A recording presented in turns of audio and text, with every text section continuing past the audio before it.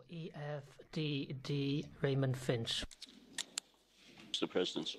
President Tusk, we see that yourself, Michel Barnier and President Juncker have all stated that there is some progress being made in negotiations with Prime Minister May and that the EU will evaluate progress on each of these issues in December.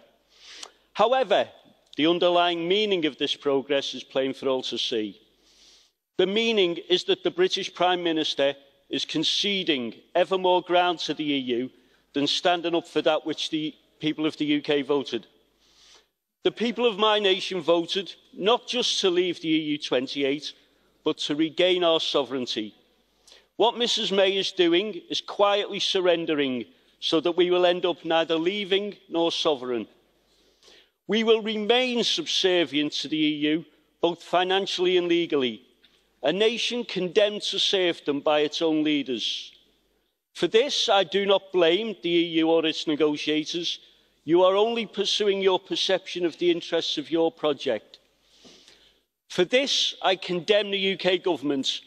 By its supine behaviour, it has forfeited the trust of the British people, whether they originally voted either to leave or remain. More than that, it has betrayed those who voted it into power at the last election. This Conservative Party, who won the election with the slogan "Brexit means Brexit." The fact this government is slowly backtracking on its commitment to the British people must stick in the craw of those who voted for it.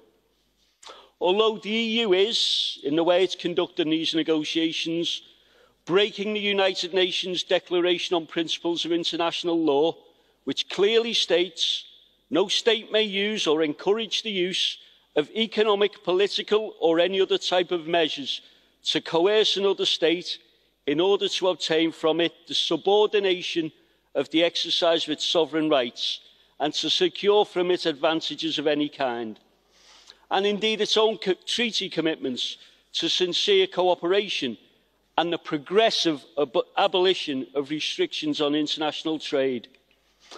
The fault lies with Her Majesty's government for not having the courage of our convictions and saying enough is enough.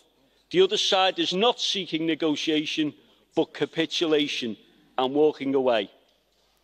Whatever the financial settlement Mrs May finally agrees to pay, whether it's £100 or £100 billion, it will simultaneously be too much and too little. Too little for those in the EU who seek to punish us for having the temerity to seek our own path.